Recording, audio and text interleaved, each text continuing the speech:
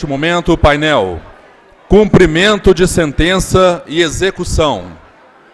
Convidamos o defensor público Marcelo Paes Ferreira da Silva.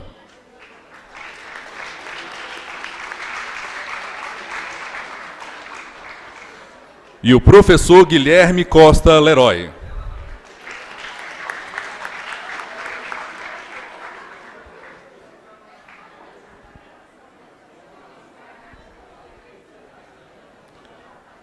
Com a palavra, o defensor público Marcelo Paes Ferreira da Silva. Bom, boa tarde a todos. Dando prosseguimento aqui às palestras do nosso congresso. O Dr. Guilherme Costa Leroy vai fazer considerações a respeito do que, para mim, não sei se o Dr. Guilherme concorda, talvez seja a temática mais importante desse novo Código de Processo Civil, que é o processo de execução e a fase de cumprimento de sentença, porque, como foi muito bem dito pela doutora Juliana aqui na palestra que antecedeu, as teorias em torno da fundamentação das decisões, o contraditório, a defesa, de pouco valeriam se o Poder Judiciário não conseguir efetivamente satisfazer os direitos fundamentais que estão em jogo ali, que são subjacentes à discussão, à relação processual. Então, a gente vai tentar perceber, pela exposição do Dr. Guilherme, se o Código logrou êxito em encontrar um equilíbrio hermenêutico entre o princípio da máxima efetividade e a menor restrição possível, que são os grandes princípios que giram em torno da atividade executiva. O Dr. Guilherme, ele é advogado, professor, é colega lá do programa de pós-graduação da Universidade Federal de Minas Gerais, e ele tem um DNA da Defensoria, porque ele é filho da nossa colega, doutora Ana Cláudia. E talvez, já me disseram aí que essa é a informação mais importante do currículo dele, né? Eu concordo. Até porque a doutora Ana Cláudia é uma excelente defensora, muito competente. Então, sem mais demoras, eu vou passar a palavra para o doutor Guilherme e todos aproveitem aí as considerações dele.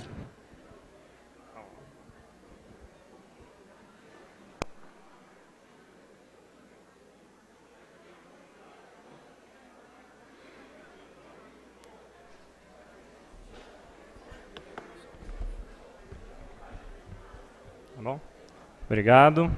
Boa tarde a todos. Queria agradecer muito aqui o colega Marcelo, do mestrado lá da UFMG.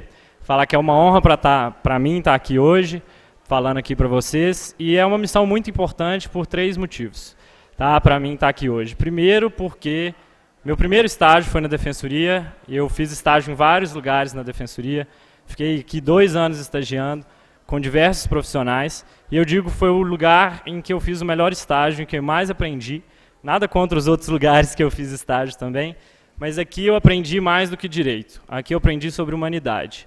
Aqui eu aprendi sobre como o direito realmente tem que ser aplicado e quem que precisa de uma atuação adequada, que muitas vezes a gente se preocupa com, igual a doutora Juliana, a professora Juliana estava falando antes, com teorizações, e tem uma grande parte do Brasil que nem acesso à justiça tem.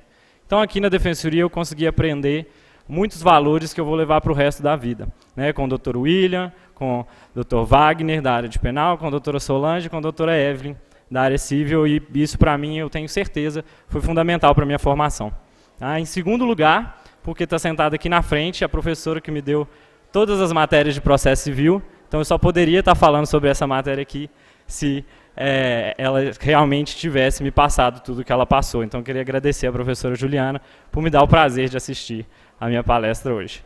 E, por fim, eu queria agradecer a presença da minha mãe, porque ela é meu exemplo de profissional e a pessoa que realmente me faz seguir em frente, e eu vejo a atuação dela como algo essencial e que eu me baseio muito e espero que um dia eu chegue aonde ela está. Tá? Então, gente, nós vamos falar aí de cumprimento, sentença e execução. E eu tenho um desafio um pouquinho maior com a professora Juliana, porque a professora Juliana tinha 18 artigos. Eu tenho quase 200 para falar no mesmo tempo. Tá? Então eu vou tentar. Eu não vou poder ficar fazendo uma comparação, infelizmente, do CPC de 73 com o de 2015. Eu não vou conseguir. Tá? Mas eu vou, então, tentar passar pelo cumprimento de sentença todo e alguns apontamentos do processo de execução. Tá? Então, me desculpem se eu for muito dogmático, se eu for muito direto no que está na letra da lei, Mas é que eu vou tentar abranger o maior conteúdo possível para que vocês possam se atualizar aí de acordo com o novo código. Tá? Então, dando início aí. Vou passar por um histórico bem rápido que a doutora Juliana já adiantou para a gente um pouquinho. Na época do CPC de 73, quando ele entrou em vigor, né, inicialmente a gente tinha um processo autônomo, como ela bem colocou.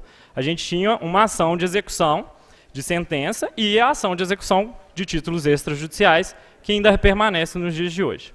Né? Mas diversas ondas de reformas aí até 2006, com a ideia do sincretismo processual, mudou isso, né, e fez a reunião da cognição e da satisfação, né, do direito no mesmo processo. Então a gente tem a fase de conhecimento e a fase do cumprimento de sentença. Tá? Então ali as setinhas azuis indicam os dois formatos de execução, lato sensu, que a gente pode ter, que é o cumprimento forçado de sentenças condenatórias e o processo de execução de títulos extrajudiciais. Tá? Como a doutora Juliana bem colocou, eu já adianto, o novo CPC de 2015, ele acabou de completar esse secretismo processual. Ele inseriu também a execução contra a fazenda pública e a execução de alimentos como um cumprimento de sentença. Então, da mesma maneira que a gente tem a obrigação de fazer, de não fazer, de entrega e de pagar a quantia certa, agora nós vamos ter a obrigação de pagar alimentos e a obrigação contra a fazenda pública como um formato de cumprimento de sentença. Tá? Mas qual que é o desafio, então, desse CPC com a entrada em vigor dele em março? O que ele vai ter que enfrentar? Se a gente vai lá no Justiça em Números, a gente vê, e esse dado é de 2014, eu ainda não atualizei com 2015, porque ele acho que saiu essa semana, 86% das execuções e dos cumprimentos de sentença estão congestionados. Isso é uma porcentagem muito grave. Né? Se a gente pensa aí, só 14% andam no normal. Tem alguma coisa muito errada com isso aí. Tá? E aí eu fui, então, nossa, exposição de motivos, vou procurar lá tudo o que eles pensaram sobre execução e sobre cumprimento de sentença na época do projeto. E eu me esbarrei com apenas 4 menções em toda a exposição de motivos sobre o cumprimento de sentença ou o processo de execução. Na verdade, o cumprimento de sentença ele não tem nenhuma alteração citada na exposição de motivos, só o processo de execução. Tá? E quais foram elas? No primeiro parágrafo, eles reconhecem a necessidade da efetiva satisfação. Então, aí, incluindo o sincretismo processual e mostrando que não basta só a cognição, a gente precisa que se efetive o direito, a gente precisa que essa fase de cumprimento de sentença, que esse processo de execução, ele seja efetivo e que ele consiga alcançar o seu objetivo. Tá? E depois, o que mais a exposição de motivos falou? Ele falou que não vai ter mais distinção entre leilão e asta pública, agora é tudo leilão. Tá? Ele falou que não precisa necessariamente de 2 astas públicas, agora chamadas de leilão, para se vender por valor menor do que o da avaliação. E os embargos de arrematação não existem mais. Ele só vai poder agora combater algum vício da arrematação com a ação anulatória que já existia anteriormente. Tá? E aí eu me perguntei, o que isso vai mudar os 86% que estão lá em cima? Acredito que não muita coisa. Tá? Então aqui já fica a minha primeira reflexão. Para mim, o CPC de 2015, ele quis mudar muito a parte de recursos, ele alterou a questão da mediação e da conciliação, ele trouxe uma tutela provisória melhor embasada, melhor teorizada, talvez. Mas na execução, no cumprimento de sentença, eu não vi muita preocupação em realmente inovar para tentar tirar dos 86%. O que a gente vai ver daqui para frente foram boas mudanças, foram coisas que já eram pacíficas da doutrina, que já eram decisões do STJ, ou coisas tentando tirar a jurisprudência defensiva do STJ, mas que eu não creio que vai diminuir esse 83%. Tá? Então, primeiro momento, o que eu queria colocar aqui é que o processo de execução e o cumprimento de sentença não tiveram alterações significativas que vão tirar esse congestionamento. Tá? Talvez o que a gente consiga, e como a professora Juliana já colocou, é mudando a mentalidade. É mudando a mentalidade de se esquivar do pagamento, é mudando a mentalidade de achar que o processo é uma queda de braço e que você vai ficar forçando ali até o último instante para não deixar que a outra parte tenha o direito que ela deveria ter. Tá? Então, nesse sentido, vamos começar aí especificamente nas regras. Né? Então a gente tem que buscar com esse novo código, com a fase de cumprimento de sentença ou o processo de execução, a efetiva satisfação, né? E para como a gente pode fazer para procurar essa efetiva satisfação? A gente tem que dar estímulos às partes para que elas cumpram as decisões, tá? Então, o estímulo às partes é uma coisa que o código tentou trazer de certa forma em alguns pontos, principalmente nas questões das multas. Como vocês verão, tentou-se reformular a litigância de má-fé, o ato atentatório à dignidade da justiça, para que se tenha um estímulo, né, uma coerção, para que a parte pague o quanto antes. Tá? Não é ficar, igual a professora Juliana falou, do processo de execução, que era infindado só por causa da citação, por exemplo. Tá? Outra coisa que é importante a gente pensar sobre o cumprimento de sentença e o processo de execução é sobre a parte geral do código que fala em cooperação e lealdade. Tá? Então aqui também se aplica cooperação e lealdade. Então não é o executado fugindo do exequente, não é um correndo atrás do outro. Tá? Inclusive, o artigo 803, se eu não me engano, ele coloca muito bem que é responsabilidade também do executado demonstrar quais são os bens que ele dispõe para que sejam executados, para que sejam, sofram alguma restrição e sejam repassados para o exequente. Né? Então, aqui houve essa mudança, retirou-se muita proteção que havia sobre o executado, né, para tentar aí com que isso seja cumprido de maneira mais rápida. Tá? Então vamos lá. Um dos principais problemas, gente... Um dos principais problemas, antes da gente entrar aí na dogmática certinho, é que toda a parte de cumprimento de sentença, e vocês podem conferir o código e no próprio processo de execução, ele vai falar remetendo uma parte à outra. Então, o cumprimento de pagar quantia certa definitivo se aplica no que couber do provisório. O de obrigação de fazer se aplica no que couber entrega de coisa. O processo de execução se aplica no que couber no cumprimento de sentença e vice-versa. Tá? Então, esse no que couber é uma crítica também que eu queria deixar aqui, porque é o espaço para teorização. É o espaço onde se cria, onde se remexe para tentar encaixar as coisas, e o código poderia ter deixado um pouco mais claro.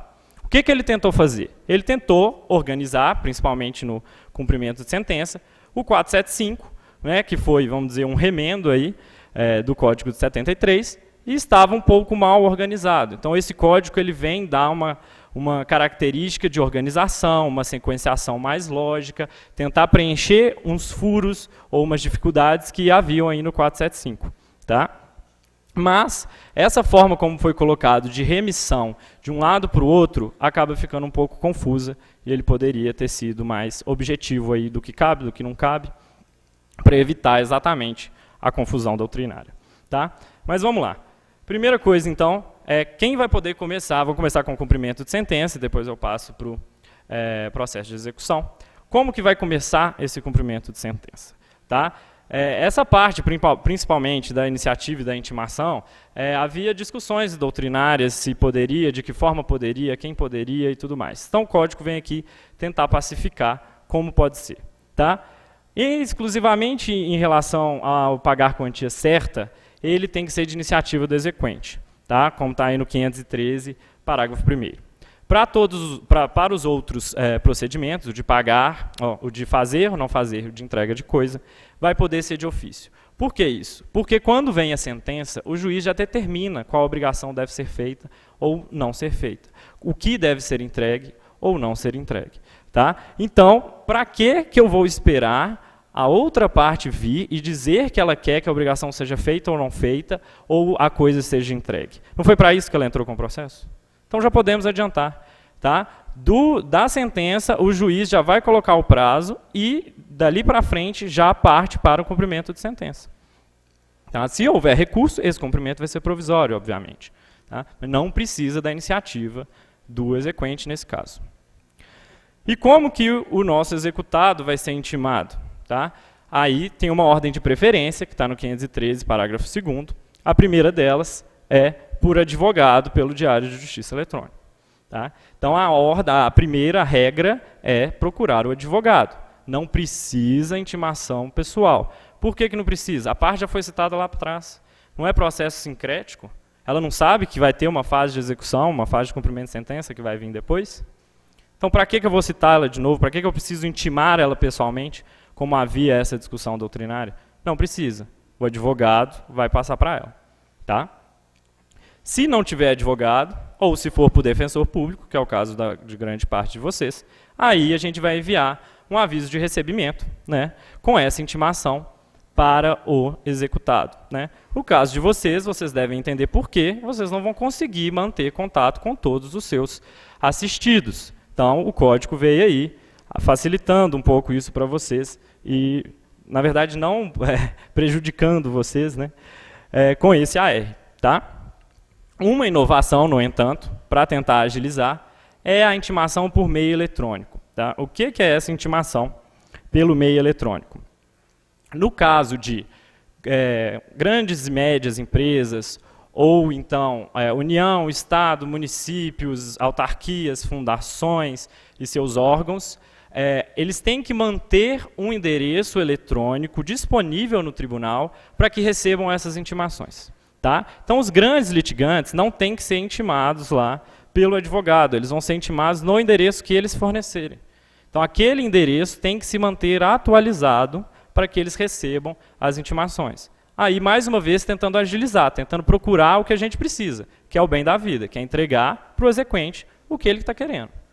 Tá? Então, esse meio eletrônico, que está de acordo lá no artigo 274, parágrafo único, vocês podem dar uma conferida, ele vai mudar um pouco a sistemática aí dos grandes litigantes e tentar acelerar pelo menos essa parte de comunicação. Não é uma parte que realmente influencia tanto, os entraves são muito mais maiores do que isso, mas tenta ajudar de toda forma. Tá? E por fim, nós temos a intimação por edital. Aqui nós temos uma mudança significativa. Por quê? Só vai ser intimado por edital aquele que foi citado por edital na fase de conhecimento. Não haverá citação por pessoal e depois intimação por edital em nenhuma hipótese. E eu vou explicar por quê. É o próximo tópico, mudança de endereço.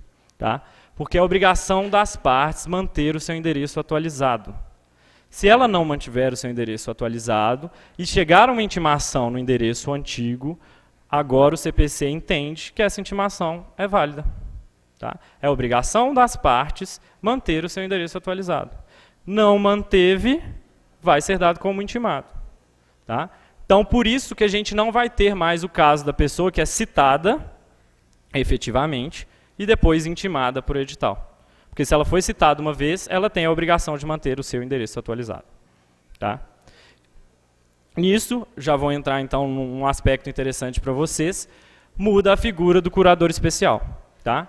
Não teremos curador especial na fase de cumprimento de sentença, se não teve no processo de conhecimento. Só teremos curador especial se ele se iniciou desde lá da citação por edital. Tá?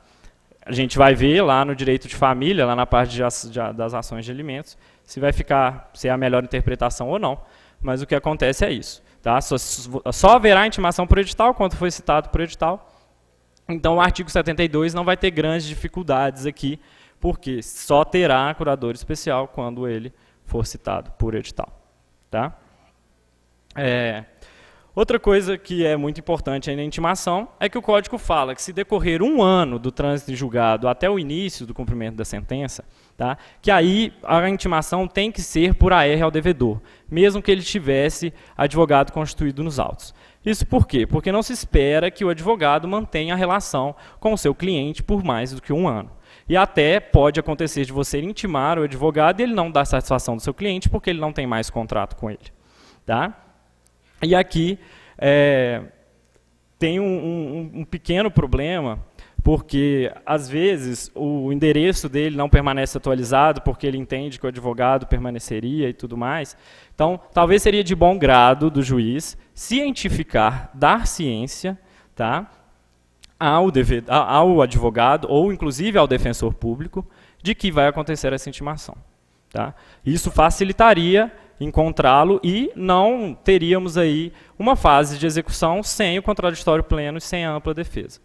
Eu creio que se não conseguiu achar, seria pelo menos de bom grado se tentar encontrar o advogado, encontrar o defensor público e ver o que ele pode fazer, né? Não tem porquê a gente não tentar, pelo menos dessa forma, encontrar a parte e permitir com que ela, inclusive, auxilie. O princípio não é de lealdade, então o juiz também tem que ter lealdade, o judiciário tem que ter lealdade contra a parte. Se ele consegue encontrar, vamos tentar, né? Acho que é mais importante do que ficar aí no formalismo e tentando uma queda de braço e conseguir a não participação porque seria mais fácil.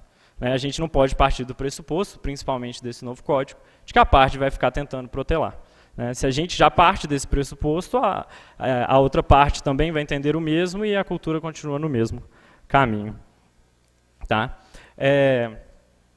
Outra coisa que é importante em relação à intimação é que se a outra parte souber qual é o novo endereço, ela tem que falar qual que é esse endereço. Tá? Ela tem a obrigação, também pelo princípio da lealdade, também pelo princípio da coparticipação, de informar esse endereço. Não é só o devedor que tem que manter o seu endereço atualizado. Se o exequente sabe, ele tem que informar. Tá? Até porque, como eu já disse para vocês, as multas foram reforçadas. E uma das hipóteses da litigância de má-fé, lá no artigo 80, inciso 5, é proceder de modo temerário. Tá? Então, se você falta com a boa-fé de saber o endereço e se esquivar de dizer, única e exclusivamente, para ter um procedimento em que você fala e ninguém te rebate, isso é litigância de má-fé e é uma coisa que a gente tem que ver aplicado na prática. Porque sem o estímulo ao cumprimento das decisões, elas não vão ser cumpridas. Que estímulo você tem para cumprir?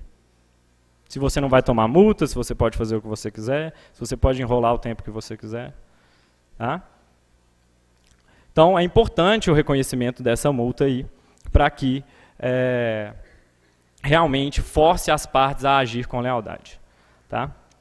Por fim, terminando a intimação, quem não participou da fase de conhecimento, gente, mesmo que seja fiador, corresponsável ou co-obrigado, não pode entrar na fase de cumprimento de sentença.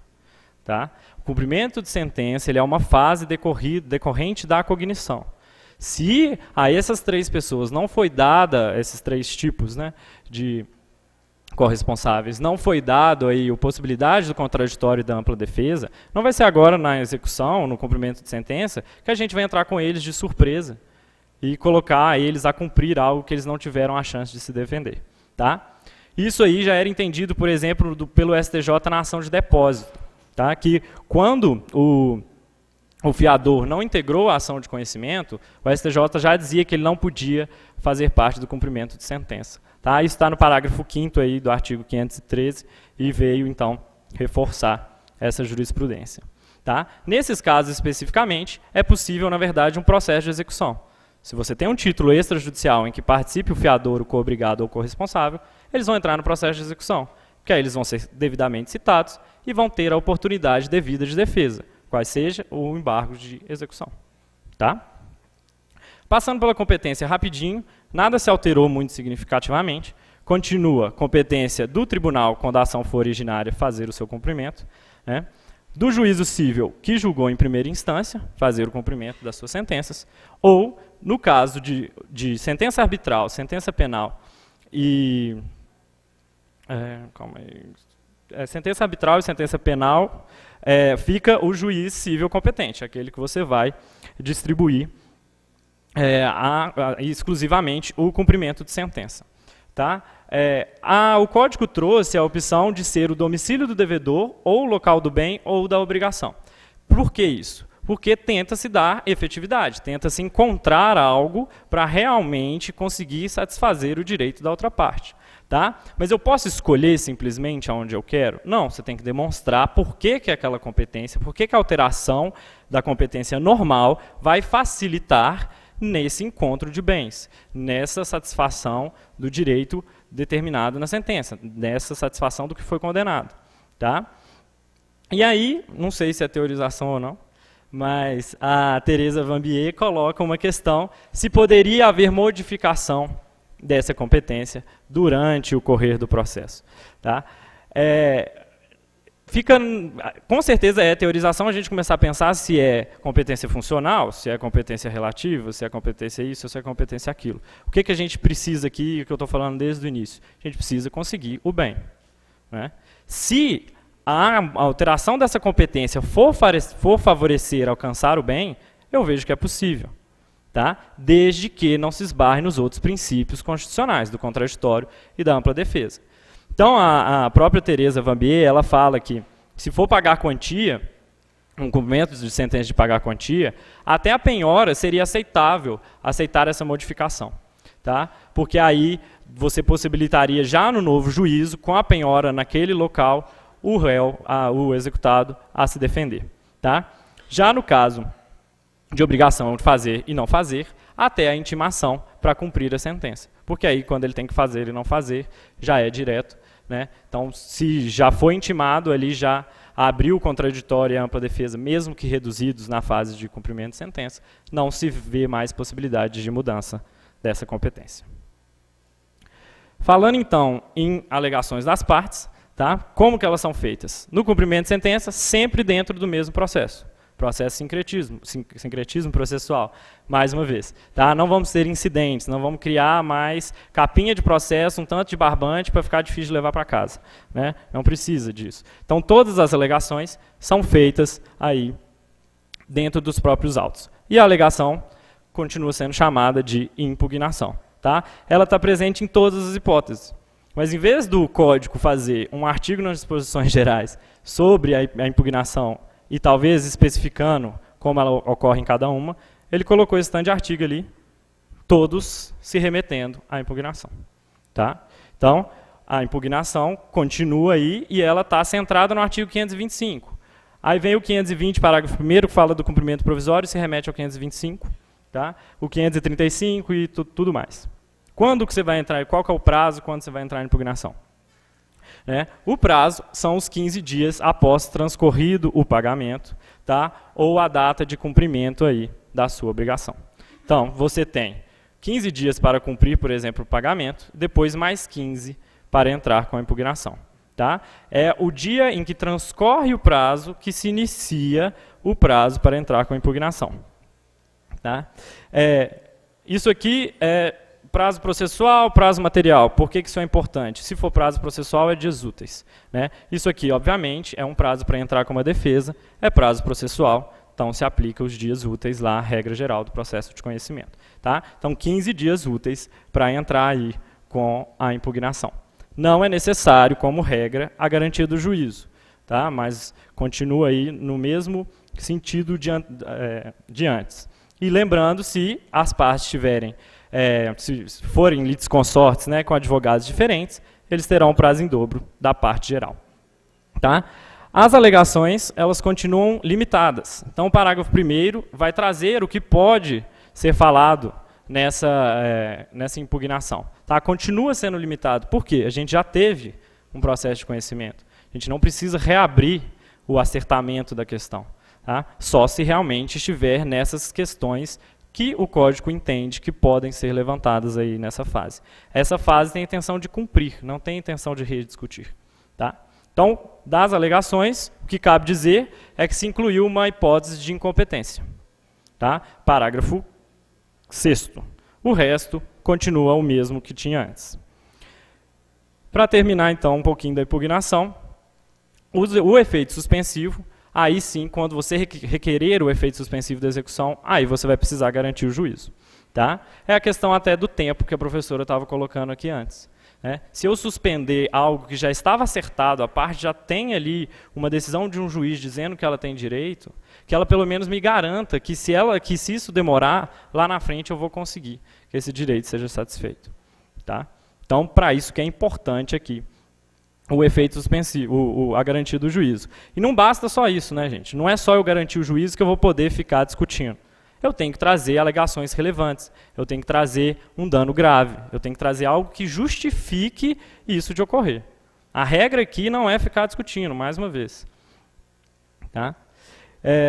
A suspensão, obviamente, pode ser parcial, o código ele abre a opção aí de, da parcela em controvérsia continuar a ser executada definitivamente, enquanto o resto fica suspenso aí para análise da impugnação. Tá? E nada disso vai impedir alterações na penhora, alterações na restrição de bens. Tá? Se precisar redução, de reforço ou de modificação, isso pode ser feito mesmo durante a suspensão. Né? Claro que a gente não vai prejudicar aqui o exequente por algo que o executado está tentando discutir. Tá?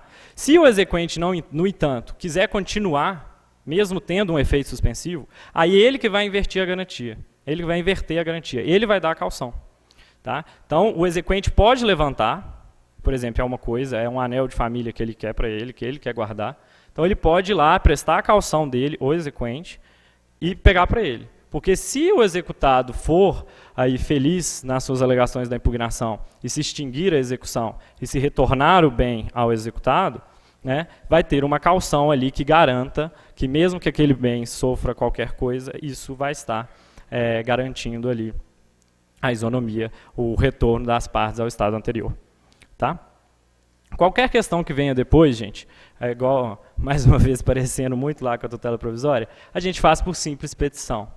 Tá? A única observação é o seguinte, você tem o mesmo prazo de 15 dias quando for um fato superveniente ao prazo da impugnação. Então, teve um problema com a penhora, você entra com essa simples petição, não tem nome, o que muitos gostam de chamar de exceção de pré-executividade, não tem forma. É só uma simples petição. Você vai falar o que estava de errado. Ah, minha penhora foi feita da maneira errada, não obedeceu tais requisitos.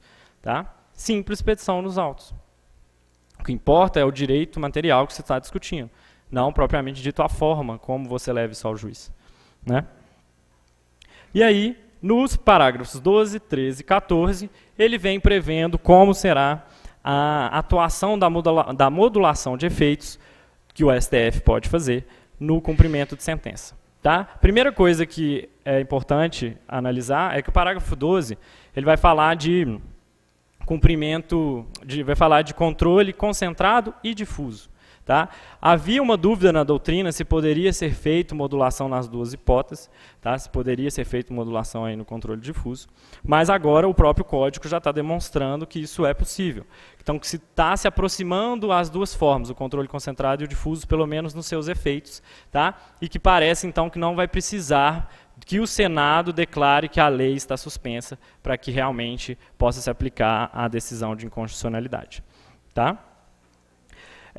Essa modulação de efeitos, quando ela for interferir no processo, ela vai ser uma das alegações da própria impugnação. Inexigibilidade de obrigação. Por quê? A obrigação continua certa, continua líquida. O juiz te falou o que você tem que fazer, qual que é a liquidez daquilo. Só que ela não é mais exigível, porque a lei é inconstitucional. Tá? E aí nós vamos ter uma pequena diferenciação. Se a decisão do STF for anterior ao trânsito em julgado, tá? Se ela for anterior ao trânsito julgado dessa ação que está com cumprimento de sentença, aí você entra com a impugnação. Se ela for posterior, aí você tem que entrar com a ação rescisória, porque você tem um trânsito em julgado que só pode ser combatido pela ação rescisória. Tá? E, assim como a tutela provisória, todo tipo de decisão dada na fase de cumprimento de sentença ou no processo de execução é combatido por agravo de instrumento, excetuando-se a sentença do processo de execução, que aí é a apelação. Né? Mas tudo lá está no agravo de instrumento, 1015, parágrafo único. Tá? O agravo de instrumento agora é taxativo, então vem prevendo essa hipótese. Aí o código separa entre cumprimento de sentença definitivo e cumprimento de sentença provisório. Tá? Os títulos, quais são os títulos judiciais? Manteve-se mais ou menos a mesma coisa. Tá? Aquela sentença que reconheça a exigibilidade de qualquer obrigação, seja pagar alimentos, fazenda pública e tudo mais. Tá? As homologatórias de autocomposição. E aqui eu gostaria de abrir um parênteses, porque isso é importante. O código mudou a sistemática, está priorizando a mediação e a conciliação, então a gente vai encontrar muito disso aqui. E como fazer? Se a sentença for homologada pelo juiz, cumprimento de sentença.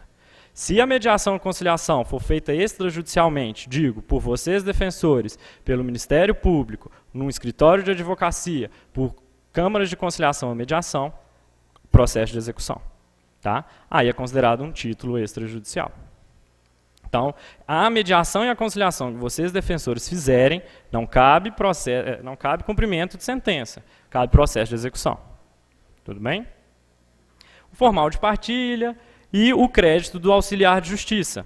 Isso aí veio para pacificar uma dúvida que havia na doutrina, se, por exemplo, o perito ou tradutor poderia vir no cumprimento de sentença, tá, para pedir aí que seja pago a ele o valor devido. Tá? Então, a inclusão do crédito do auxiliar de justiça tem esse condão de garantir que peritos, tradutores e todos os auxiliares de justiça possam receber, conforme foi determinado aí durante o processo. Tá? E a sentença penal, arbitral ou estrangeira, que tem observação, vai iniciar um novo processo, e como já se inicia o novo processo só de cumprimento de sentença, por que é só de cumprimento de sentença? Porque a fase de cognição foi feita em outro lugar. Aqui a gente tem fase de cognição, não é igual o título extrajudicial que não tem. Aqui tem, teve lá no penal, teve lá no arbitral, teve lá no estrangeiro. A gente só vai fazer o cumprimento. Tá? Mas como não se iniciou a relação jurídica, aqui precisa de citação. Então a citação é em 15 dias. Tá? O código lembra isso aí, para que não esqueçamos a única hipótese de citação no cumprimento de sentença. Aí vem o protesto, que a professora Juliana também já adiantou, facilitou alguns trabalhos aqui. Tá? O protesto, gente, ele já era admitido por grande parte aí da doutrina, principalmente para os cumprimentos definitivos de sentença, tá? Desde a Lei 9492 de 97. Mas não era todo mundo que aceitava, e mesmo aqueles que aceitavam, eles não entravam em acordo sobre a documentação necessária para se protestar. Então a função do código foi simplesmente dizer quais são as documentações necessárias para se fazer um protesto. Está lá no 517. Tá? O único requisito tem que ser depois do prazo para pagar quando for quantia certa. Ou, analogicamente, o prazo para cumprir a obrigação de fazer ou não fazer. Tá? Aí a gente tem que se juntar o quê? O trânsito em julgado, a certidão de inteiro teor, e se for necessário cancelar esse protesto, ele deve ser feito em até 3 dias. Então, o código mesmo fala que o juiz deve determinar o cancelamento em até 3 dias de tal protesto. Tá? Sem maiores segredos aí no protesto. Já o cumprimento provisório. Tá? O cumprimento provisório, ele vai... o capítulo dele, na verdade, fala do cumprimento provisório de pagar quantia certa. Não fala do cumprimento provisório de todas, não traz umas disposições gerais sobre o cumprimento provisório. E aí, escondidinho, lá no artigo 520, parágrafo 5º, ele vai falar se aplica a todos os demais. E aí começa a criar um imbróglio de o que aplica, o que não aplica, pode isso, pode aquilo. E aí é espaço para o teorismo. Né? Quando que ele acontece? Quando a gente tem um recurso sem efeito suspensivo. E assim como a tutela provisória, que na verdade a tutela provisória é cumprida, ela é efetivada por um cumprimento provisório, né, da decisão interlocutória, ela corre, né, por responsabilidade da parte. E da mesma maneira, a responsabilidade objetiva se depois vier uma mudança dessa sentença. Né? Se o recurso, lá para frente, mudar ou anular a sentença. Tá? É possível que essa modificação seja parcial, e se for parcial, vai se alterar o cumprimento de sentença, obviamente, só na parte em que for alterada. Tá? E a questão da reparação de danos, eu já falei. Assim como lá na tutela provisória também, a gente tem uma caução própria. E aqui vale a atenção, porque no próximo slide nós vamos ter que olhar isso com cuidado. Porque lá fala, aqui no inciso 4º, que quando for levantar quantia, transferir posse, alienar direito real, ou em caso de grave dano ao executado, o juiz tem que exigir a prestação de caução no cumprimento provisório. Tá? Aqui é a hipótese obrigatória de caução. Tá? E, em contrapartida, ele vai colocar a hipótese de dispensa, que estão lá no artigo 521. Quando for de natureza alimentar, e aí não tem mais restrição de até 60 salários mínimos, quando o que você quer levantar como exequente for de natureza alimentar, seja o valor que for, você não precisa prestar caução, tá? Mesmo que seja um cumprimento provisório. Quando você estiver em situação de necessidade, questão de idade, né, questão de desemprego, e você precisa daquele valor para se manter, por exemplo. Ou, no inciso 3 e no inciso 4, eles também favoreceram aqui, na provisoriedade, a questão dos precedentes. Tá? O inciso 3 vai falar que quando tiver agravo contra inadmissão de recurso especial, ou sem repercussão geral, ou recurso especial, ou recurso... Não, desculpa, gente. Agravo contra recurso extraordinário, sem repercussão geral, ou recurso especial e recurso extraordinário contra indecisão em conformidade com julgamentos anteriores dos tribunais. Tá? Ou em caso de decisão em conformidade com matéria simulada do STF, do STJ, ou por julgados de recursos repetitivos, que aí entra o IRDR, que é um incidente de resolução de demandas repetitivas. Então, quando já tiver algo sinalizado nisso, sinalizado pelo precedente, você também não precisa prestar caução. Por quê? O código está entendendo que a chance daquilo se reverter é muito pequena. Como a valorização do precedente foi muito grande, ele está entendendo que é difícil se mudar um precedente, que tem toda uma técnica para se alterar isso. Então não precisa me garantir a caução, não preciso te dar esse ônus para que você levante, para que você aliene um direito real, ou faça transferência de posse, ou mesmo em caso de grave dano ao executado. Tá?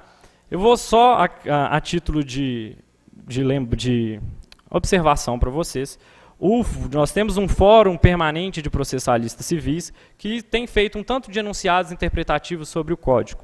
Tá? Dentre um desses enunciados, eles dizem que é admissível o negócio jurídico processual, tá, para se retirar a exigência dessa caução. Agora, quem vai fazer isso? Quem vai chegar para outro advogado para falar aqui, ó, vamos fazer um acordo para não ter caução? É igual eu falei aqui no início, para mim o direito é para humanizar, não é para ficar procurando quem vai fazer negócio jurídico processual. Isso aí de negócio jurídico processual vai ser 1% dos maiores escritórios do Brasil que vão fazer. Vocês, como defensores, vocês têm tempo de ficar negociando, de sentar numa mesa e negociar como vai ser o procedimento? É muito difícil, né? Mas então a gente entra no cumprimento de tutela provisória. Tá? Por quê? Porque aplica-se, no que couber, mais uma vez, o cumprimento de sentença definitiva ou provisória, conforme 519. Tá? E aí, nós temos umas questões que é preciso a gente comparar das regras de um e de outro. A reparação de danos está tanto no 520 quanto no 302. Tá? Nas duas, é uma reparação objetiva. Né? Ali é uma responsabilidade objetiva. Tá? No caso da tutela de urgência, viu, gente? Tutela de evidência não tem uma previsão específica aí de responsabilidade objetiva. Tem que se discutir se é ou não. Tá? Mas lá no 302 tem hipóteses específicas, no 520 não. Tá? Então, na verdade, aqui são dois artigos que confluem para a mesma ideia. A gente vai ter mais problema com a caução. Porque, como a professora Juliana colocou, tem uma caução lá na tutela provisória. E a gente tem uma caução que é obrigatória aqui no cumprimento provisório. Qual que a gente vai utilizar? As duas? Não, não precisa de duas cauções, né? Uma só, obviamente. Tá? Mas a do 520, o inciso 4 é obrigatório. E a do 300, parágrafo 1º, é faculdade. Tá? Então, o que vai fazer? Nas hipóteses que for o 520, você tem que cobrar a caução. Então, se for levantar a quantia, se for alienar direito real, se for tudo aquilo que está aqui atrás, ó, se for transferir posse ou tiver grave dano ao executado, o código fala que tem que ter essa caução e tem as hipóteses de dispensa da mesma forma. Tá?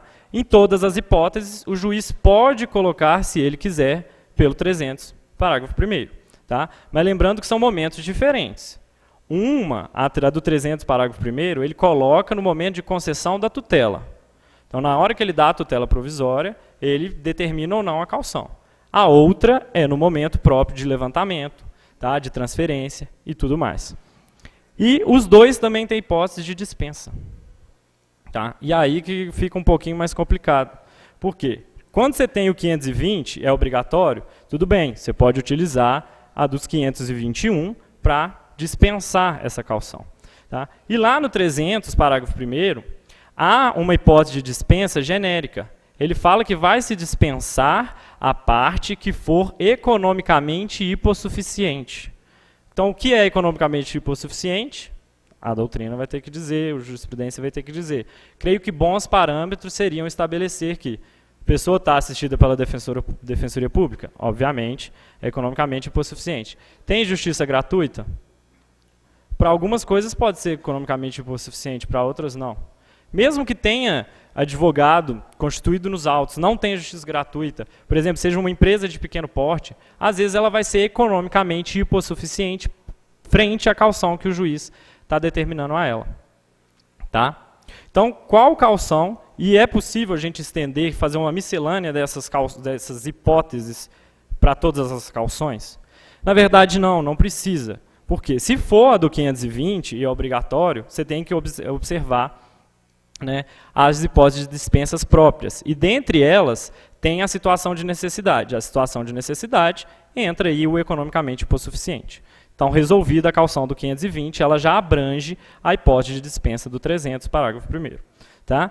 Mas e o 300, parágrafo 1º? Eu posso buscar as hipóteses de dispensa do 521? Na verdade, a gente não precisa ir lá. Porque o 300, parágrafo 1º, ele é uma faculdade do juiz. Se o juiz quiser, por qualquer motivo, retirar essa caução, ele retira. Não tem que ser necessariamente as hipóteses do 521. Tá? E aí, os próximos 3 tipos de cumprimento de sentença. Primeiro, cumprimento de obrigação de pagar quantia certa. Como a professora Juliana também já disse, pode ser aí de parcela incontroversa. Tá? Então, quando tiver lá o 356, parágrafo 2º, por exemplo, julgamento antecipado parcial do mérito, você vai utilizar o cumprimento de sentença de pagar quantia provisória, por exemplo. Tá? Não tem problema. E aí, se utiliza-se autos apartados. Por quê? Para não misturar a cognição com a fase executória, e se tiver algum recurso, por exemplo, na cognição, e os autos tenham que subir, se forem autos físicos, né, para não ter que subir junto com o cumprimento de sentença da parte em controvérsia.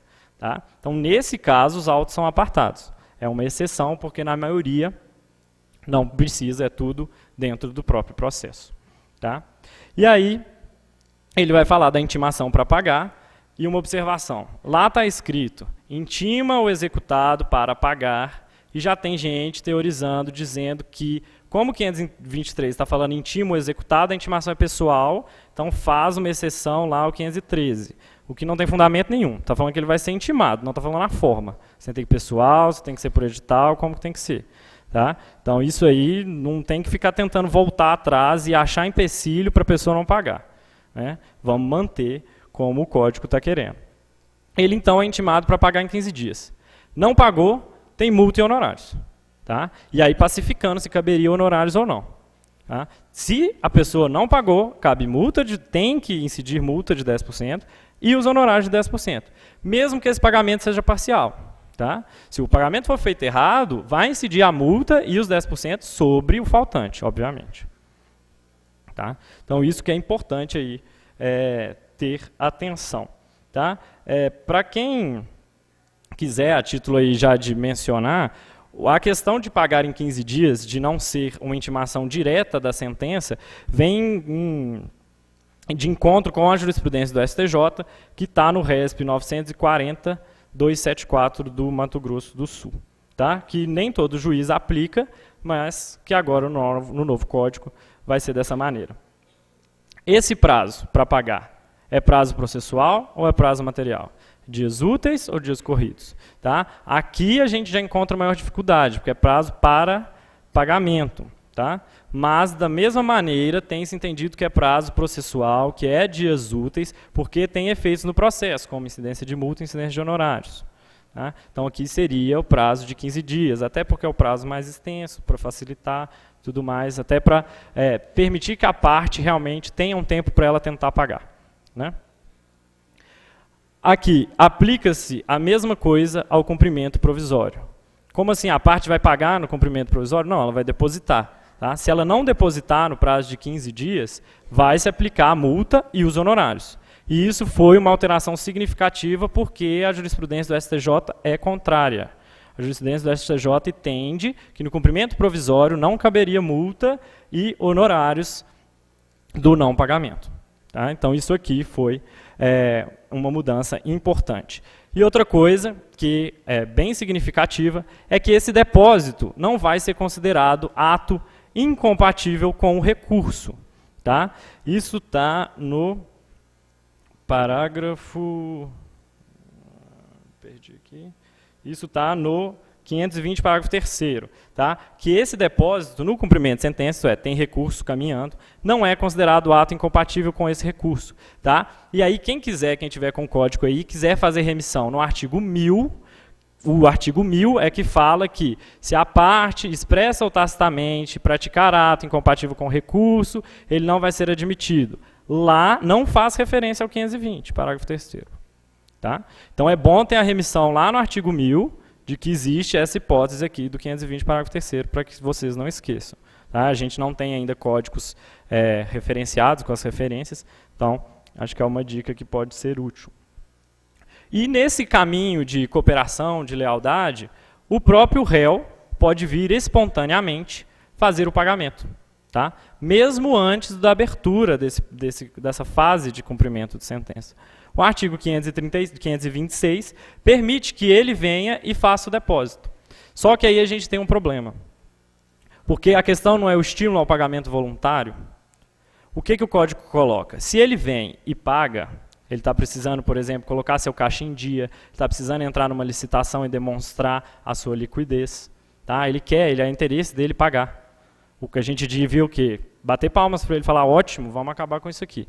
O que o código fala? Se ele pagar errado, tem honorários e multa sobre o restante. Então, você fica com medo de fazer o pagamento ou não. Vai que você paga errado, vai que o juiz entende que é outro valor. Você vai pagar o honorário e multa que você estava tentando fugir. Tá? Então, o que eu acho que pode ser uma boa interpretação? Se o réu fizer o pagamento, tá?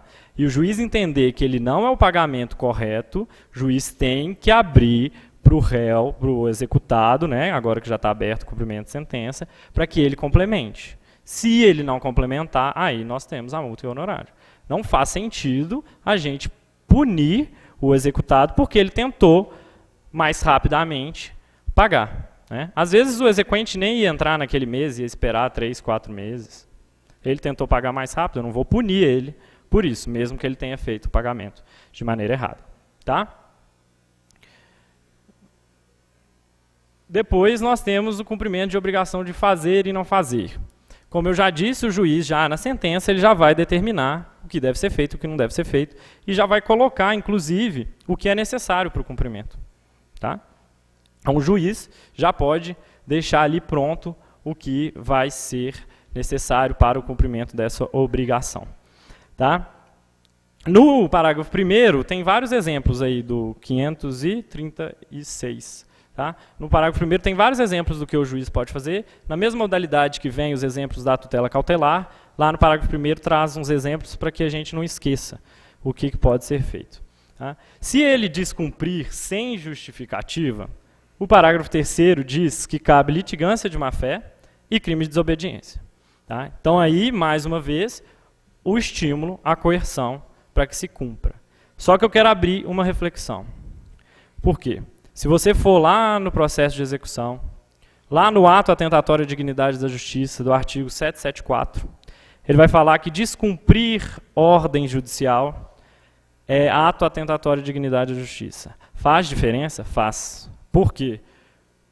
A litigância de má-fé é multa de 1 a 10%.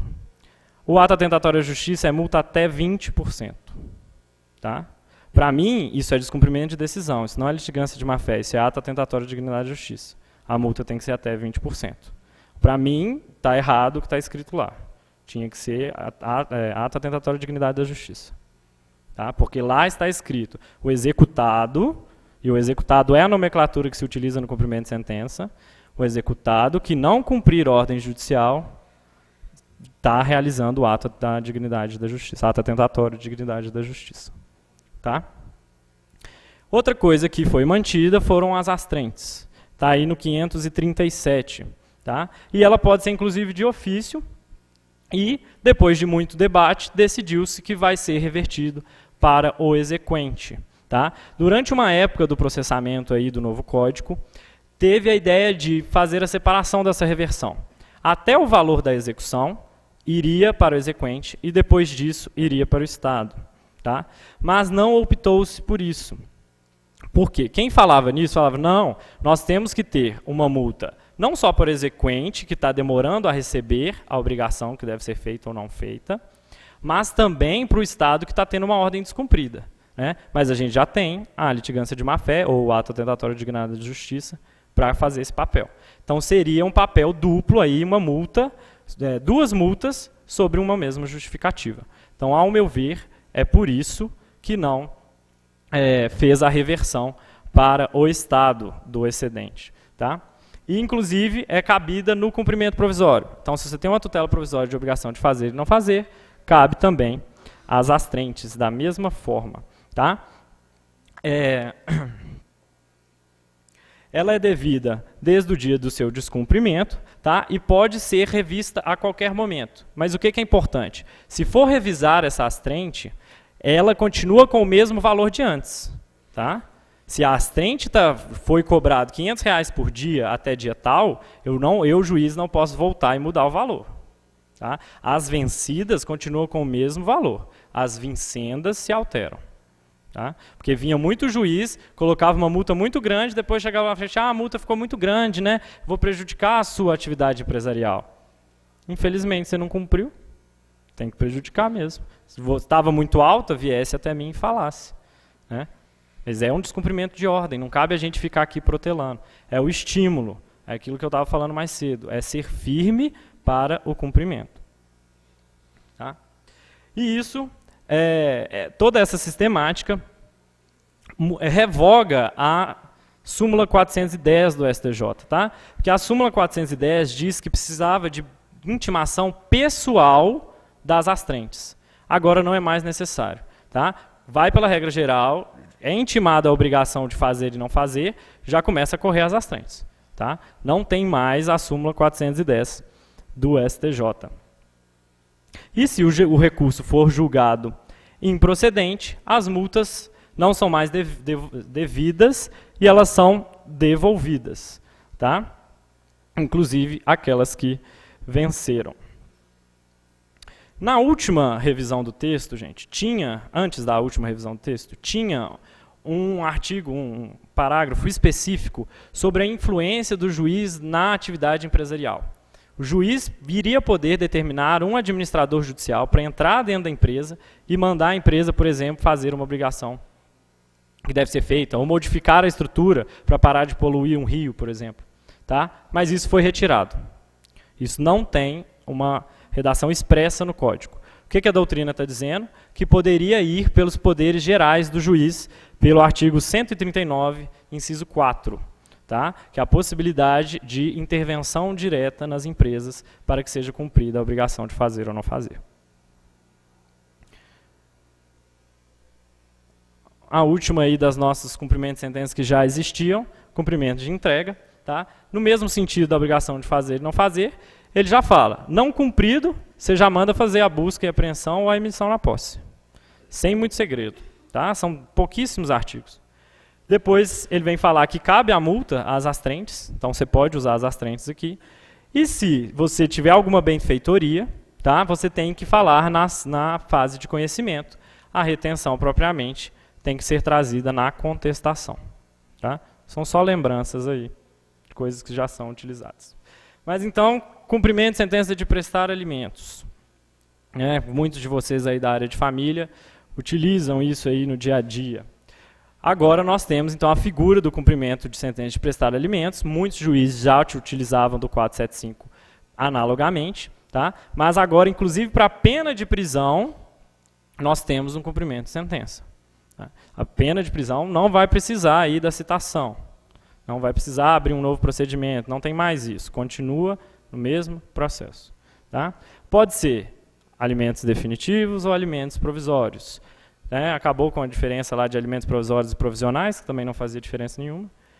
Só que os os alimentos provisórios, eles têm que ser em autos apartados. Tá? Tá expressa aí a possibilidade de utilizar o salário mínimo. Tá? Então, 533 fala que pode se fixar o salário mínimo. E mantém a ideia de que a prisão só pode acontecer sobre o pagamento dos últimos 3 meses, mais as parcelas durante o processo, que é a súmula 309 do STJ. Tá? Isso se mantém tudo igual. A competência tem a possibilidade de entrar no domicílio do alimentando também. Tá? E a intimação tem que aqui ser pessoal e em 3 dias. Então, aqui tem regra expressa falando que a intimação do executado tem que ser em 3 dias. Tá? E aí, pessoalmente, essa intimação tem que ser feita. Durante o caminhar também aí do processo, do código, né, no legislativo, teve um período em que aumentou esse tempo de 3 dias para 10. Tá? Mas não foi a opção final do legislador, isso aí voltou para 3 dias. E aí, quero fazer uma reflexão com vocês da área de família, que são defensores públicos. Vamos dizer que a parte foi citada lá no processo de conhecimento. Tá? Como eu disse a vocês, não tem mais a intimação por edital. Então, se ele sumir, antes mesmo da fixação de alimentos, ele nunca vai saber que aquilo está acontecendo. Vai chegar no cumprimento de sentença, aquilo vai tudo andar sem ele e sem curador especial, porque não se nomeia mais curador especial para o citado pessoalmente, tá? E aí ele vai poder ser preso, sem nunca estar sabendo de fixação nenhuma. Aqui eu acho que cabe uma reflexão se deveria ou não existir o curador especial para essa figura especificamente. Porque a prisão civil ela é a coisa mais rara no nosso sistema. Então não é qualquer coisa que pode prender. Né? Então isso tudo, ainda mais o Estado tem que garantir que tudo seja feito da melhor maneira possível.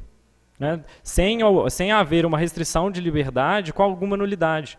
Porque a pessoa vai ser presa e só aí que ela vai procurar um defensor público ou um advogado para cuidar do caso dela. Tá? Então acho que no caso aqui, especificamente da pena de prisão, seria interessante colocar o curador especial do artigo 72.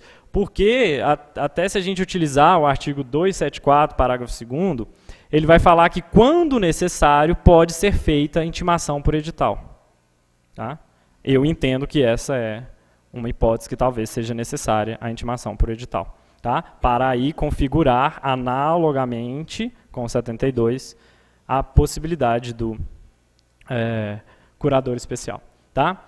O protesto, o professor Juliano já falou, cabe para os alimentos também, e aqui inclusive nos provisórios. Tá? Lá atrás a gente viu que o protesto era só para o cumprimento de sentença definitivo. Especificamente, quanto ao cumprimento de sentença de pagar alimentos, se for provisório, cabe também.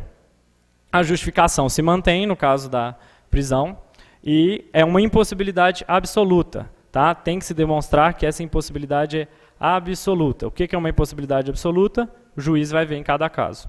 Tá?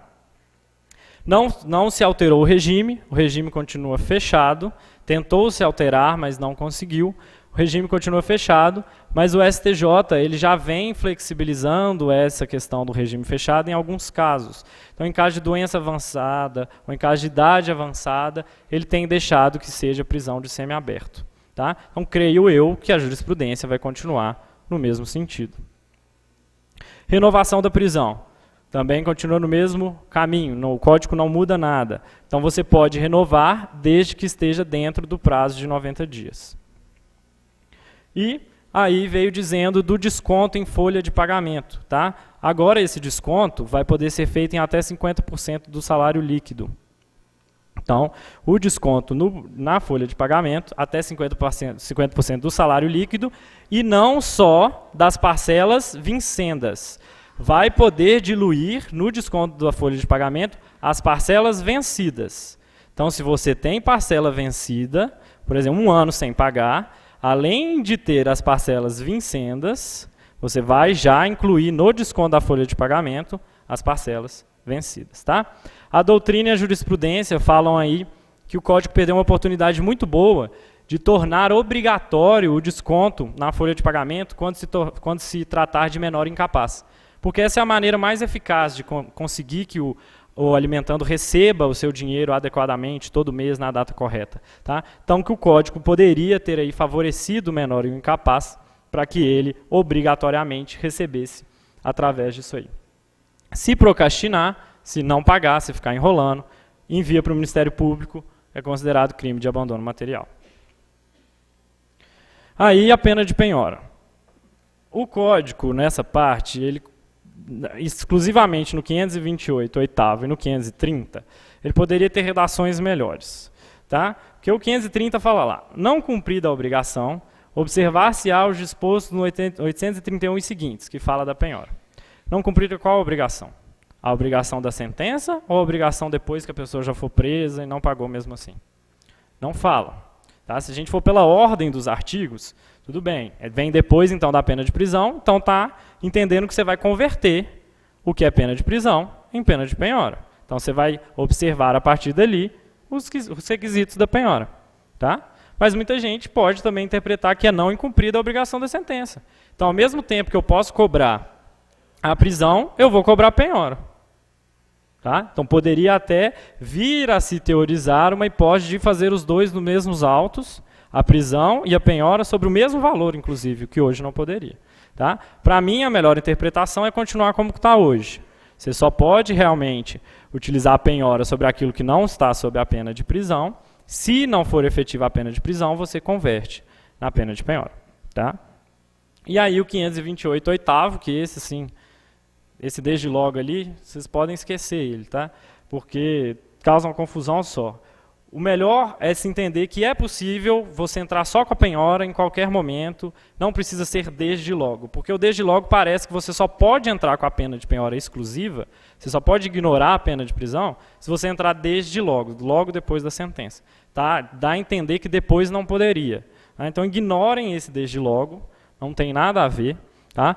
A melhor interpretação é que a qualquer momento, seja um mês depois, seja 6 meses depois, seja um ano depois, pode entrar com a pena exclusiva de penhora. Tá? Quando se tratar de penhora, a gente tem a impugnação e não a justificação. E, inclusive, cabe efeito suspensivo. Tá? Só que o efeito suspensivo não impede o alimentando de levantar os seus alimentos provisórios. Tá? Talvez as parcelas vencidas fiquem paradas, mas as parcelas que vão vencendo mês a mês, ele vai poder levantar mesmo com aí o efeito suspensivo. Sobre a fazenda pública, não mudou muita coisa, porque nós temos regra constitucional. Artigo 100 da Constituição da República vai trazer a questão do precatório e tudo mais, então o código fica limitado do que ele pode falar. Basicamente ele fala, o exequente tem que trazer já o demonstrativo do crédito, se for mais de um exequente, cada um traz o seu. Tá? Não vai se aplicar a multa do 523, que é aquela multa de 10% do não pagamento de quantia certa, obviamente, porque ele não vai pagar em 15 dias. Né? E aí, impugnação aqui é 30 dias, mas é prazo próprio. Tá? Por isso que não se prevê prazo em dobro. Aqui é prazo próprio para a fazenda pública, por isso que o prazo é 30 dias. Não se dobra para 60, não. E aí continua a prever o precatório. E tudo aquilo que eu falei da modulação dos efeitos, tem os artigos idênticos. O 12, 13, 14 e 15 do 525 estão idênticos no 535. Para quê? Para mostrar que é possível a modulação de efeitos em face da fazenda pública. Tá? Então toda aquela reflexão que a gente fez se aplica aqui. Agora, então, vamos entrar no processo de execução. O meu tempo já está acabando. Como eu já falei, o processo de execução, ele dá uma abertura ampla. Ele vai falar que ele se aplica ao cumprimento de sentença, no que couber, o cumprimento de sentença se aplica nele, no que couber, o processo de conhecimento se aplica nele, no que couber. Então, a gente tem que fazer sempre um estudo aí, procurando qual que é realmente, tá, o que a gente vai se utilizar. A primeira coisa que cabe mencionar é que agora cabe citação pelo correio. Anteriormente não poderia ser por carta. Tá? Por quê? Na verdade, o código lá no processo de execução, desculpa, ele não traz nada sobre citação. Então, a gente vai pela regra geral do processo de conhecimento. Cabe, sim, pelo correio. Tá? Outra coisa que é importante, que a gente já comentou aqui, é o ato atentatório à dignidade da justiça, que é uma multa de até 20% que se reverte para o exequente. Tá? Então, essa multa aqui, vocês olham lá no 774, ela tem diversas hipóteses e uma delas é descumprir as decisões judiciais. Tá?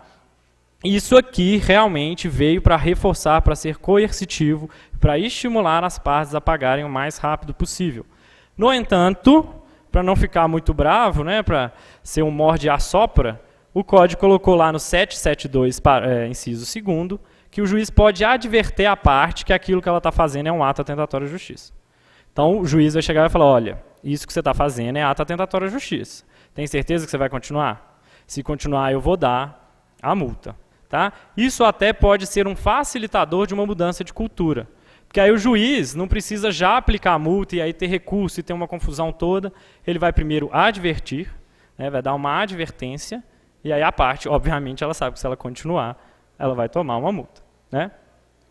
O 782, parágrafo 3º e 4º, vem falar da grande inovação, que é o juiz poder incluir o executado em cadastros de restrição de proteção ao crédito. Então o juiz vai poder mandar para o Serasa, vai poder mandar para o SPC, tá?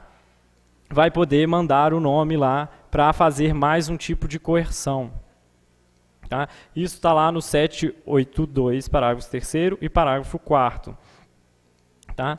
Cabe no processo de execução e no cumprimento de sentença definitiva. Isso é uma crítica da doutrina, porque não há motivo para não caber também no cumprimento de sentença provisória. Tá? Não tem uma explicação por que não pode o cumprimento de sentença provisória, tá? Porque no momento que você deixa de ter aquela sentença ou aquela decisão que é provisória, é só você tirar do cadastro. Tá? Mas não foi feito aí essa previsão.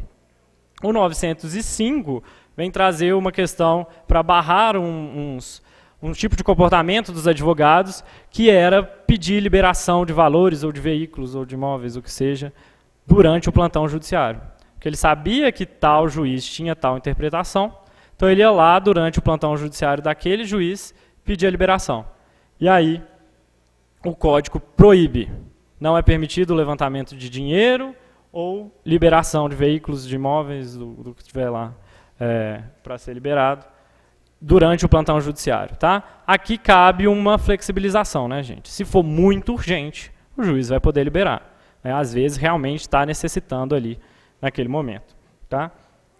Outra coisa pacificada, honorários. Depois que se citou os 3 dias, depois que se citou para o processo de execução, tem 3 dias para pagar, não pagou, cabe honorário de 10%. Então o juiz já fixa que os honorários vão ser 10%. Tá? Se pagar nesse interregno dos 3 dias, os honorários caem para 5%. E se o juiz entender que a causa é complexa, teve embargos e tudo mais, os honorários podem ser majorados até 20%. Tá? Então a regra é 10%, mas pode ir para 5 ou até 20, dependendo do caso. Tá? O 805, desculpa, eu falei 803 no início, mas 805, vai falar da responsabilidade que todas as partes e o juiz têm de procurar o meio menos gravoso para a execução. Tá? Isso aqui é um processo cooperativo, é um processo de lealdade, é um processo coparticipativo. Tá? Então o que o 805 vai falar? Que o exequente e o juiz tem que indicar o meio menos gravoso. E se o executado souber qual que é o meio menos gravoso, ele também tem que indicar. Tá? E se ele não indicar, é ato atentatório à dignidade e justiça. Até 20% do valor da causa como multa. Tá? Então, mais uma vez, correção em cima do executado. Para acabar, 3 últimos slides. Renajude, continua lá previsto, tá? 845, você faz nos próprios autos, e pode até fazer a restrição de circulação. Porque no Renajude você tem a restrição de venda, né, de transferência, e a restrição de circulação. Se você restringe a circulação, parou numa blitz, o veículo vai ser restrito pela polícia, vai ser levado embora, porque ele não pode circular. O juiz pode fazer isso. Tá? Aqui, grande inovação sobre a avaliação. Se for possível, se tiver um órgão oficial de avaliação, ou então anúncios de vendas sobre o bem que se pretende avaliar, pode-se utilizar essa avaliação. Exemplo, carro, tem a tabela FIPE. Então, não vai trazer um avaliador para avaliar o carro, vai utilizar a tabela FIPE. Se não concordou, você vai lá e impugna. Né? Você vai lá, simples petição e mostra por que não deveria ser esse valor. Tá? Então isso aqui não é só para carro, gente, para qualquer tipo de bem que haja esse tipo de avaliação. E quem tem a responsabilidade de trazer essa avaliação? Quem indicar o bem à penhora. Então se for o exequente que disser, ele tem um carro, ele já fala, o carro é modelo tal, não sei o que, nananana, tabela FIPE, valor tal. Se for o executado que for falar, olha, toma esse meu bem aqui, eu já olhei lá na tabela FIPE, vale tanto. Ok? Então, quem trouxer para o juiz já traz com a avaliação, para a gente tentar acelerar. Aí vem o Bacenjude. O Bacenjude, que foi alvo lá no Legislativo de muita tentativa de mudança, tá? Não mudou, graças a Deus, continua sendo uma ferramenta para o juiz conseguir. Tá? Obviamente, ele vai ser feito sem a ciência prévia da outra parte, porque se a outra parte souber, vai tirar todo o dinheiro. Né? Se, como muitas vezes acontece, for executado, for bloqueado mais do que o valor, tem 24 horas para o banco desbloquear. Tá? Isso tem que ser feito nesse prazo de 24 horas. E a parte tem 5 dias para alegar a impenhorabilidade. E esse último aí, cabe em liminar, é uma coisa óbvia, eu coloquei porque na Câmara dos Deputados eles tinham colocado um artigo que estava falando que o Bacenjude não cabia em liminar, tá? Que não poderia se utilizar o Bacenjude em liminar. Agora pode. Bens impenhoráveis, o que mudou? Gente, eu estou indo rápido para dar tempo de a gente terminar no horário. Salário agora é até 50 salários mínimos são impenhoráveis, tá? E a poupança até 40 salários mínimos são impenhoráveis, exceto para o caso de prestação de alimentos. Tá? Em alimentos eles não são penhoráveis, você pode utilizar esse valor. Então, o montante aí de salários mínimos se alterou, o resto dos bens impenhoráveis continuaram as mesmas coisas. Para quem mexe aí com societário, agora tem um tipo próprio de penhora sobre cotas da sociedade, só para vocês saberem, está lá no 861. E o leilão, que agora não tem mais asta pública e leilão, como que ele vai ser feito? O juiz vai determinar qual é o preço mínimo, as condições e as garantias, tá? E ele também vai dizer qual que é o preço vil. Se ele não disser qual que é o preço vil, aí é 50%. Tá? Mas a ordem é que o juiz diga qual é o preço vil. Se se tratar de incapaz, na hora do leilão, o imóvel, por exemplo, não vai poder ser vendido a menos de 80% da avaliação. Tá? Se tentar fazer leilão de imóvel de incapaz e não conseguir pelo menos 80% da avaliação, o juiz vai paralisar o leilão, o imóvel vai ficar 1 ano com o administrador judicial, tá? E depois vai tentar vender de novo. Isso não impede que o imóvel seja alugado, tá, gente? Mas é só aqui para proteção do incapaz, não vai se vender o imóvel dele por menos de 80%. Tá? O que o juiz pode permitir nesse leilão? Ele pode permitir a divisão, o parcelamento, né? Em 25% de entrada e o resto em até 30 meses, desde que seja prestada caução. Se for bem imóvel, aí presta uma caução. Se for bem imóvel, é a hipoteca do próprio imóvel que se está adquirindo.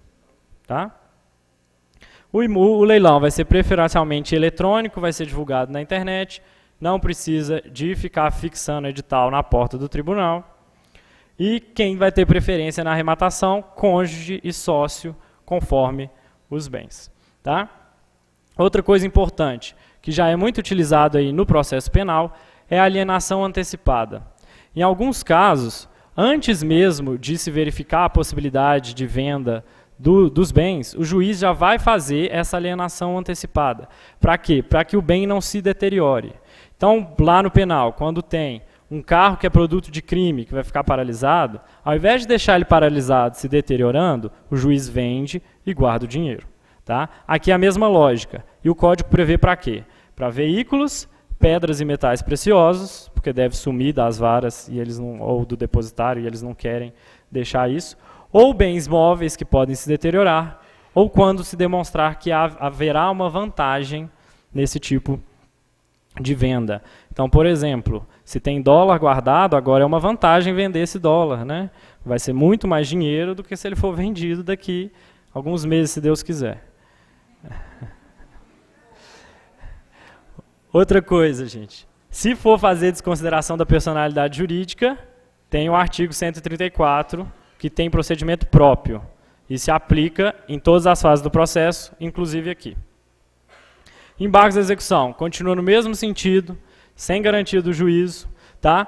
Com uma diferença. Se a execução está sendo realizada com carta precatória para penhora em outra localidade, você pode apresentar os embargos no juízo deprecado.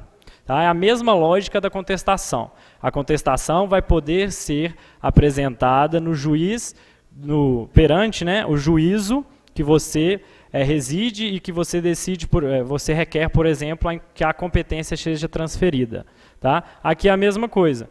Como você está no juízo deprecado, você pode entrar com os embargos lá. E aí tem duas hipóteses.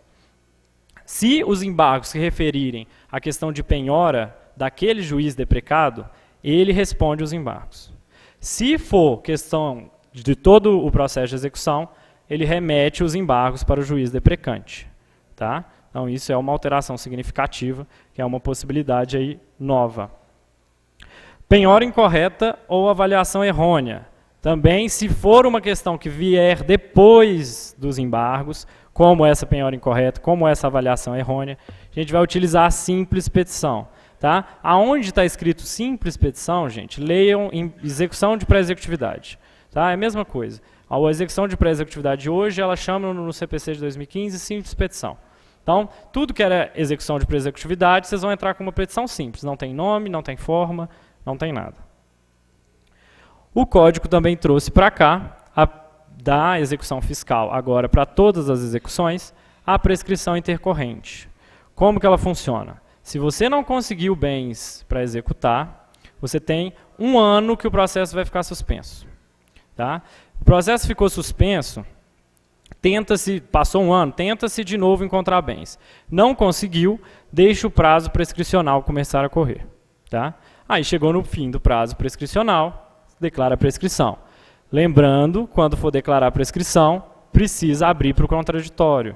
O juiz não pode dar decisão surpresa, artigo 10 do nosso código. Toda vez que for dar uma decisão que vai influenciar, que vai prejudicar alguma parte, ele tem que dar ciência a ela. Tá? Então era isso, gente. Eu sei que foi corrido, muita coisa, mas eu acho que deu para, no tempo, eu passar uma parte geral aí do que era o cumprimento de sentença e execução. Eu gostaria de agradecer a todos. Uma boa tarde para todo mundo.